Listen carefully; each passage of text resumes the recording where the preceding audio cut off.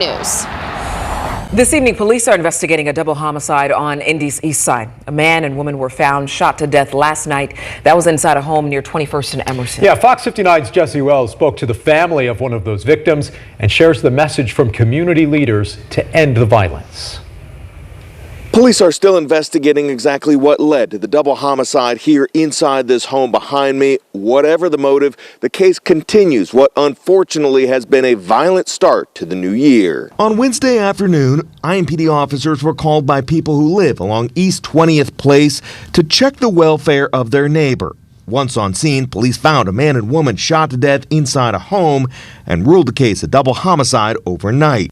Devastating for this family. Devastating for the community, the neighbors, this neighborhood. Just sad. Family members identified one of the victims as 60-year-old Randy Quinnett, a maintenance man and musician who lived in the home where he was killed for nearly 40 years.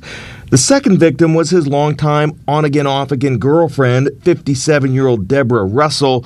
According to IMPD, their deaths marked the fourth and fifth homicides in Indianapolis just over 1 week into the new year. We can't allow anybody to think that they can commit crimes in Indianapolis and get away with it. And I think as a city, we can't get to the point where we're hopeless. Reverend James Jackson believes the best way to bring down the number of fatal shootings following 5 consecutive years of more than 200 total homicides in the city is for the community to get more involved because police can't stop the senseless violence on their own. Yeah, it has to start with the person on the street.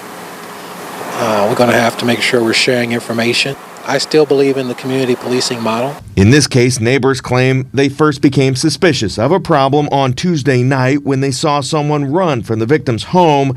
The next morning, they realized the victim's work truck remained parked outside and decided to call police, who made the gruesome discovery. Finally, no arrests have been made and police did not have any detailed suspect information to release here on this case. As always, though, anyone with information can still contact either IMPD's homicide office or Crime Stoppers. Jesse Wells, Fox 59 News.